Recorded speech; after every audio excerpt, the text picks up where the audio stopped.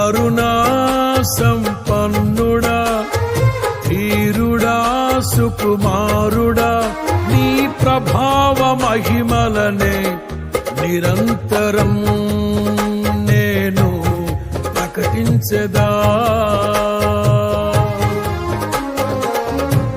నా పైన ప్రేమ చూపించి నా కొరకు త్యాగమైతివే నా యేసయ్యా.